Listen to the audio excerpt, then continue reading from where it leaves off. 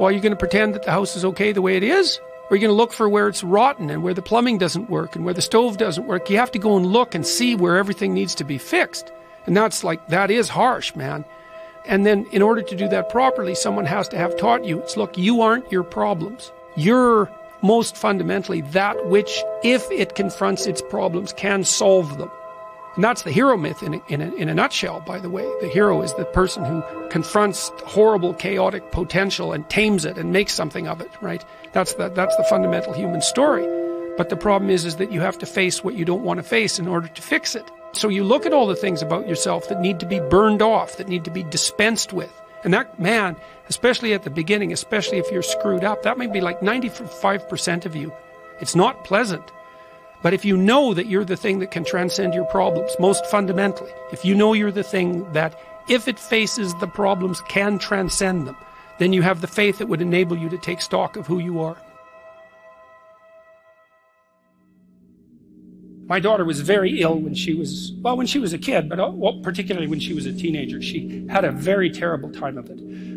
She had juvenile rheumatoid arthritis, and when she was between the ages of 14 and 16, it first destroyed her hip, which had to be replaced, and then it destroyed the ankle on her other leg, which had to be replaced. And she walked around for 2 years on broken legs, and she was taking massive doses of opiates and could hardly stay awake. And, and as a test of your faith, there's almost nothing that's more direct than a serious illness inflicted upon an innocent child, right? And so the chapter's a meditation on that, and also on, what to do in a situation like that. Because everyone is going to have a situation like that in some sense, because you'll be faced with illness in the people that you love and in crisis. And so it's a practical guide to coping with those sorts of things. And one of the things you do when you're overwhelmed by crisis is you shorten your time frame. It's like you can't think about next month. Maybe you can't even bloody well think about next week, or maybe not even tomorrow.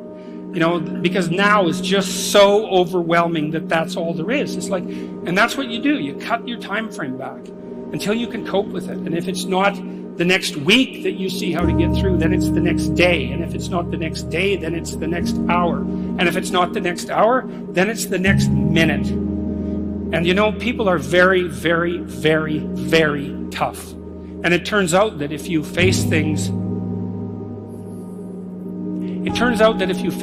that you can put up with a lot more than you think you can put up with, and you can do it without becoming corrupted.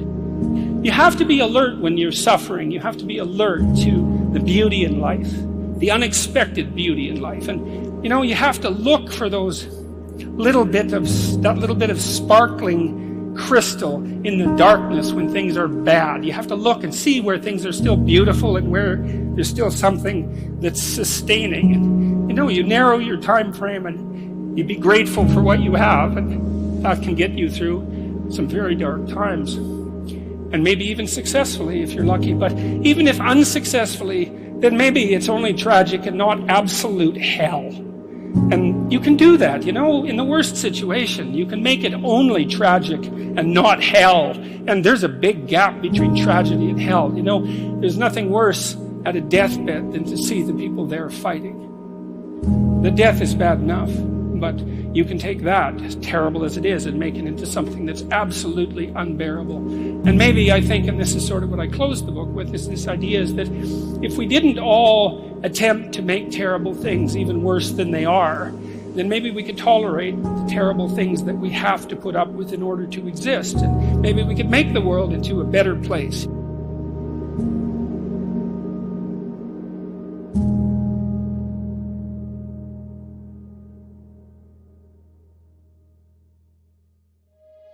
It's a constant storm to try to figure out what you're about. And you change. At 26, you're all about the hustle. You're going to be a billionaire, this and that. And then you go to the bar one night and you fall in love. And it changes what you care about, right? And then you have a child. And then this happens and then that happens. Things change. You just have to always consistently try to figure out what's driving you, and not because other people are watching, and not because that's what your dad wants, and not because that's what you said was going to happen and it doesn't look like it and your family's going to judge you. You just have to be as real with yourself as possible, and that is a very difficult struggle, but when you're not, you create enormous vulnerability and unhappiness. Truthful conversations redeem people. Because if you come to a clinical psychologist whose worth is salt, you have a truthful conversation. The conversation is, well, here's what's wrong with my life, and here's what caused it. Maybe it takes a year to have that conversation, and here's how it might be fixed. Here's what a beneficial future might look like. And so it's a completely honest conversation if it's working well. And all that's happening in the conversation is that the two people involved are trying to make things better. That's the goal. Let's see if we can have a conversation that will make things better. I think one of the factors in the resistance to these ideas of discipline and of taking responsibility for yourself is people recognizing that they're not doing that in their own lives, and they get upset, and instead of looking internally, they try to attack the thing that's upsetting them. They attack your message. They attack the philosophy behind it, rather than look internally and objectively and having some sort of introspective point of view where you go, okay, am I reacting to this because this resonates? Like I'm missing this aspect of my life? Does this diminish me?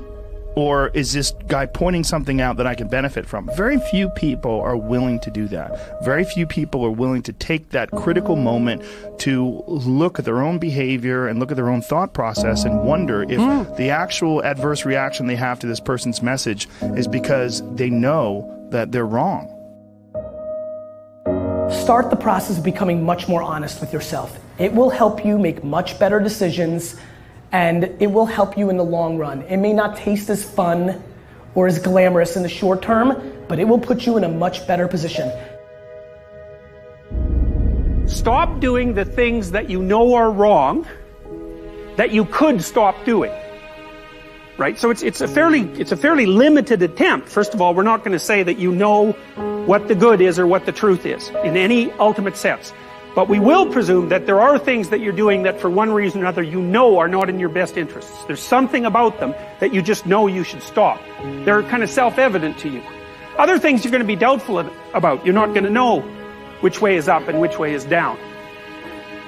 But there are things that you're doing that you know you shouldn't do. Now, some of those you won't stop doing for whatever reason. You don't have the discipline, or maybe there's a secondary payoff, or you don't believe it's necessary, or it's too much of a sacrifice, or you're angry or resentful or afraid. Who knows?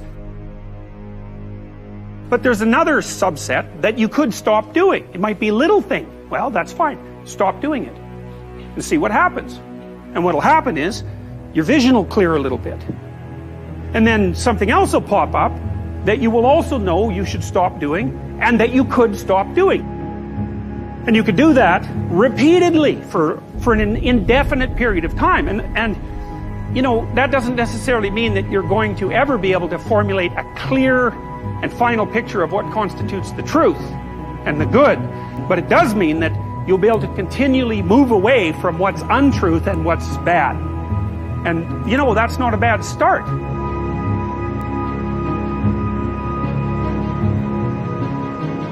Discipline, it does start with waking up early. It really does. But that is just the beginning.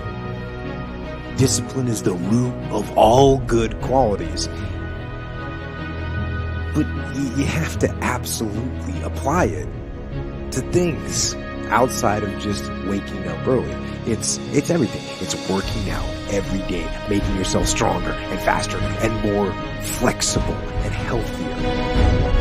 It's about disciplining your emotions so you can make good decisions. It's about doing the tasks that you don't necessarily want to do, but that you know will help you. And that's what discipline is. Discipline means taking the hard road, the uphill road, to do what's right.